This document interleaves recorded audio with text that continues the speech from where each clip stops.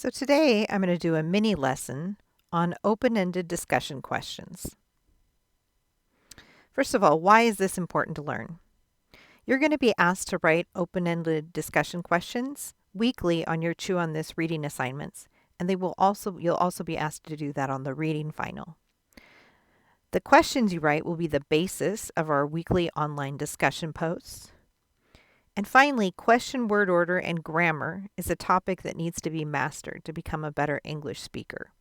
Now, this lesson isn't going to cover the grammar word order, but later mini lessons will. So what is an open-ended discussion question? I'm going to go over this list. You may want to review it again later when you've seen all the examples, but it's a good place to start. So what's the criteria when you know you have an open-ended discussion question? First of all, it's related to the topics of the text, but the answer can't simply be found by reading the text. So it's not a comprehension question. It requires your classmates to bring their own opinions, experience, and/or knowledge from other sources into the answer. So that means it's going to make a discussion because there's many possible answers. Now, some answers might be more well-reasoned or explained or supported with evidence, but there's lots of different possible answers. Finally, it forces participants to explain themselves. So after all, we want there to be a discussion, so if they don't have much to say, it's going to be a pretty boring discussion. So we're going to look at the article from this week, the No Cookbooks Allowed, and to help us see what is and what isn't an open-ended discussion question. So I'm assuming you've already read this article and done the assignment attached to it. Is this an open-ended discussion question? Who helped Melissa Miranda set up these pop-up dinners? So let's look at our criteria. I took our initial criteria and made it shorter, but it's the same idea. So is it related to the text? It definitely is. Okay? Does it ask the participants to use their opinions, experience, or outside knowledge? No, it really doesn't.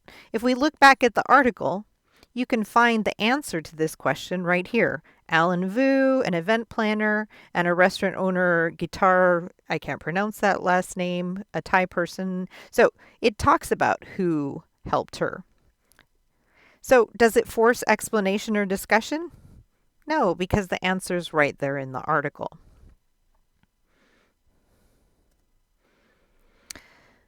So what about this one? Is this one an open-ended discussion question? Do you think it's important for families to eat together and cook together? Well, it definitely is related to the text. It does ask people to share their opinions. What do you think? Does it force explanation and discussion? How would you answer this question? Do you think it's important for families to eat together and cook together? Probably a lot of students would just say yes or no. So it doesn't force explanation or discussion. But then you think, how could we fix it? Is there a way to fix this question? Because it's an initially good idea. How could we fix it to make it be a discussion question? Any ideas? One possibility is to just add this tag to the end. Explain your answer. Suddenly, now, that meets our criteria. It forces explanation or discussion. What about this one? Is this an open-ended discussion question? Do you like Filipino food? It's related to the text. Is it asking an opinion? Or based on outside experiences? It definitely is. Does it force an explanation? How would you answer this question? Do you like Filipino food? Yes? No? I don't know. I've never tried it. It doesn't force an explanation. So it's not an open-ended discussion question. Now, in the last case, we were able to fix our question that was just a yes/no answer by adding a tag afterwards. What if we tried that again? Do you like Filipino food? Why or why not? Okay, so I've tried Filipino food before. I had a coworker who brought lumpia, and I'd be like, yeah, I really like Filipino food. Lumpia is kind of greasy and crispy and excellent comfort food. It's finger food. It's great at a party.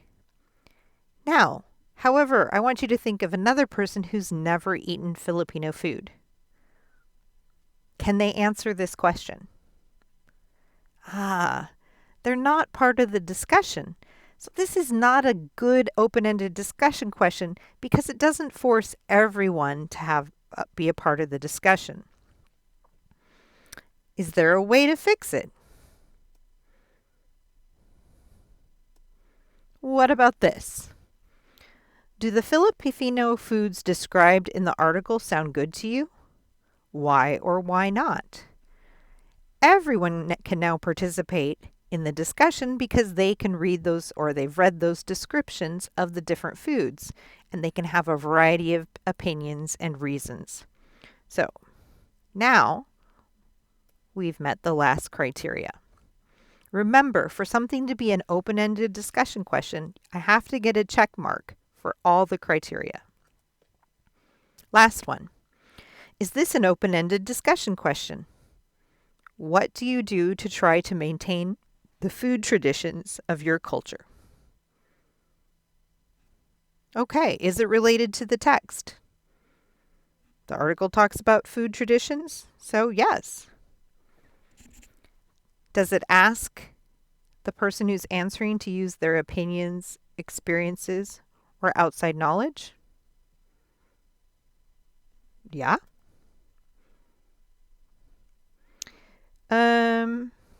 It forces explanation or discussion.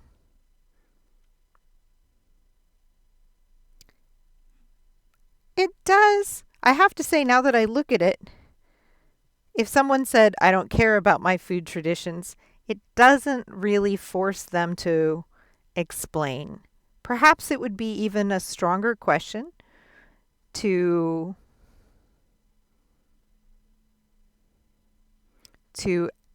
ask them to explain your answer at the end.